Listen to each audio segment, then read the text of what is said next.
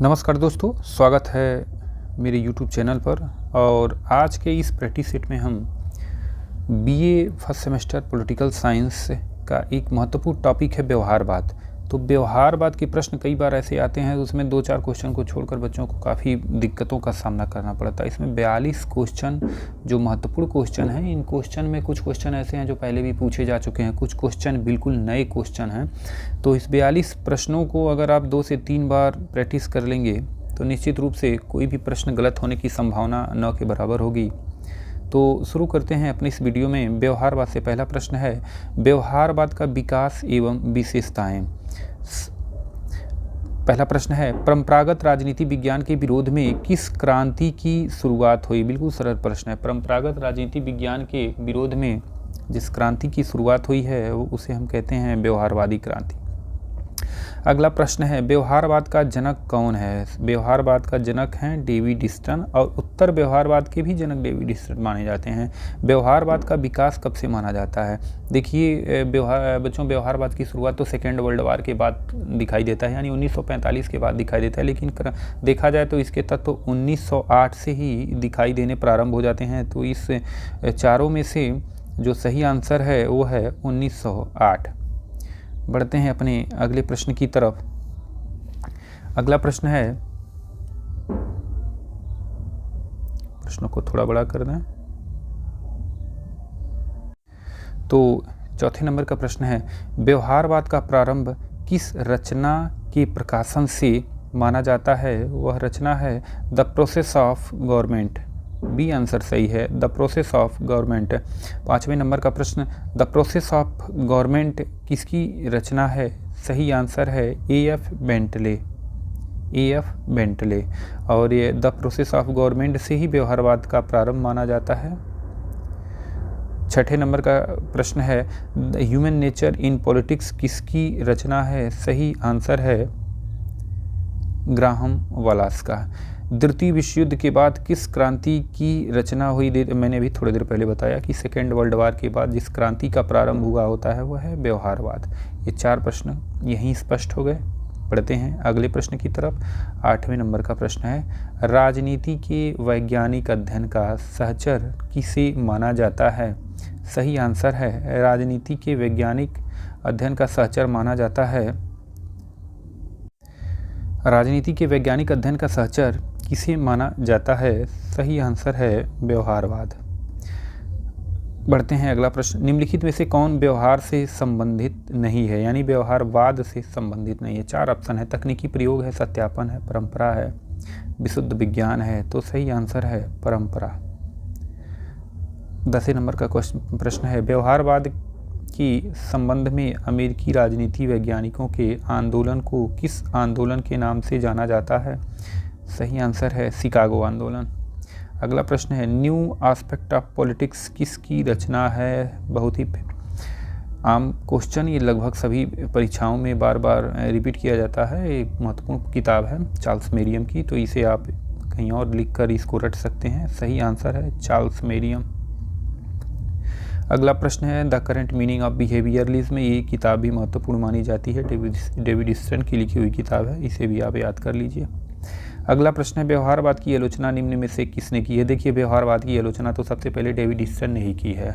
व्यवहारवाद के पिता भी हैं और उत्तर व्यवहारवाद के पिता हैं, लेकिन व्यवहारवाद की आलोचना डेविड स्टर्न ने भी की है। लेकिन इस ऑप्शन में सही आंसर है कार्ल पॉपर लियोस्ट्रास। अगला प्रश्न है, व्यवहारवाद को विकसित करने का श्रेय किस देश के राजनीतिक वैज्ञानिकों को जाता है। सही आंसर है अमेरिकी राजनीतिक वैज्ञानिकों को। अगला प्रश्न है, व्यवहारवाद किसकी विरुद्ध एक प्रतिक्रिया है। व्यवहारवाद प्रतिक्रिया है, ये तत्व मीमांसा की विरुद्ध प्रतिक्रिया मानी जाती है। व्यवहारवाद का अर्थ है मनुष्य की राजनीतिक व्यवहार का अध्ययन। मनुष्य की राजनीतिक व्यवहार का अध्ययन।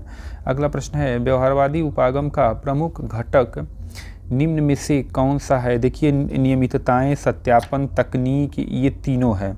तो सही आंसर है ये सभी। बढ़ते हैं अगले प्रश्न की तरफ। अगला प्रश्न है, 18 नंबर का प्रश्न है, निम्नलिखित में से कौन सी एक व्यवहारवाद की मूल मान्यता नहीं है। सही आंसर है अनुमान, कल्पना। ये मूल मान्यता नहीं है बल्कि तकनीक, सत्यापन और नियमन तीनों माना जाता है। 19 नंबर का प्रश्न है, व्यक्तिवाद को जाना जाता है समष्टिवाद, श्रमिक संघवाद, फेबियनवाद। सही आंसर है लेज़र फेयर। व्यक्तिवाद को लेज़र फेयर के नाम से भी जानते हैं। व्यवहारवादी राजनीति विज्ञान को शिकागो विचारधारा की प्रस्थापना में योगदान देने वाला महान बौद्धिक व्यक्तित्व चार्ल्स मेरियम। महान बौद्धिक व्यक्तित्व चार्ल्स मेरियम को माना जाता है। 3 प्रश्न ही हो गए। बढ़ते हैं अगले प्रश्न की तरफ। 21 नंबर, किसका नारा था कि अस्पष्ट होना जितना बुरा था, गलत होना उतना बुरा नहीं? यह है व्यवहारवादियों का नारा। अगला प्रश्न, व्यवहारवाद का आधार क्या है? व्यवहारवाद का आधार है अनुभववाद। आगे बढ़ते हैं, व्यवहारवाद किस तरीके को नहीं अपनाता? व्यवहारवाद जो है ऐतिहासिक सर्वेक्षण को नहीं अपनाता। अगला प्रश्न है, इन 3 प्रश्नों के बाद 24 नंबर का प्रश्न है, व्यवहारवाद किस प्रकार के अध्ययन की इकाई पर जोर देता है? सही आंसर है लघु इकाई। बढ़ते हैं अगले प्रश्न की तरफ। राजनीति में नए दृष्टिकोण नामक पुस्तक के लेखक कौन हैं? ये हैं चार्ल्स मेरियम। अगला प्रश्न है, राजनीति विज्ञान में परिमाणात्मक पद्धतियों के लेखक कौन हैं? ये हैं कैटलिन।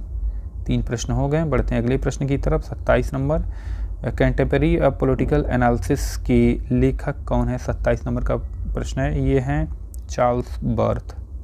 अगला प्रश्न है, किस पद्धति में सांख्यिकी पद्धति का प्रयोग अधिक होता है? व्यवहारवादी पद्धति में। किसने इस बात पर बल दिया कि राजनीति का अध्ययन तथ्यों पर आधारित होना चाहिए? 29 नंबर का प्रश्न। सही आंसर है लॉर्ड ब्राइस। 30वें नंबर का प्रश्न, व्यवहारवाद को 20वीं सदी की दुखांत घटना किसने कहा? सही आंसर है किर्क। अगला प्रश्न है, व्यवहारवादी क्रांति की सबसे बड़ी देन है? बढ़ते हैं हम अगले प्रश्न की तरफ। 31 नंबर का, व्यवहारवादी क्रांति की सबसे बड़ी देन मानी जाती है संस्थानिक उपागम। 32 नंबर का प्रश्न है, निम्न में से किसने फ्रायड के मनोविज्ञान को राजनीतिक व्यवहार पर लागू करने की कोशिश की? सही आंसर है हैरोल्ड लॉसवेल। बढ़ते हैं अपने अगले प्रश्न की तरफ। हमारा अगला प्रश्न है उत्तर व्यवहारवाद से संबंधित है। उत्तर व्यवहारवाद का अर्थ उत्पत्ति के कारण, परिभाषा। तो 33 नंबर का प्रश्न है, किसका नारा था कि अप्रासंगिक सुनिश्चितता से अस्पष्ट होना कम बुरा था? सही आंसर है उत्तर व्यवहारवाद। दोस्तों, उत्तर व्यवहारवाद का प्रारंभ देखा जाए तो माना जाता है तकरीबन 1960 के दशक से प्रारंभ होता है उत्तर व्यवहारवाद, और सेकेंड वर्ल्ड वार 1945 के दशक से प्रारंभ होता है।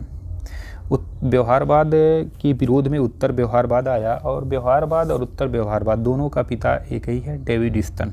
बढ़ते हैं अपने अगले प्रश्न की तरफ। 1969 में अमेरिकन पॉलिटिकल साइंस एसोसिएशन में अपना अध्यक्षीय भाषण किसने दिया? डेविड ईस्टन ने दिया। उत्तर व्यवहारवाद में डेविड ईस्टन ने कितनी विशेषताओं का उल्लेख किया है? 7 विशेषताओं का उल्लेख किया है, 7 विशेषताओं का। अगला प्रश्न है, क्रीडो ऑफ रिफ्लेंसर प्रासंगिकता का सिद्धांत किसका मुख्य नारा था? प्रासंगिकता का सिद्धांत उत्तर व्यवहारवाद का नारा था।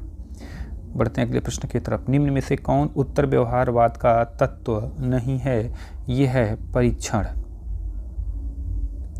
अगला प्रश्न है, उत्तर व्यवहारवाद के जन्मदाता कौन हैं? अभी थोड़ी देर पहले मैंने बताया, डेविड ईस्टन है।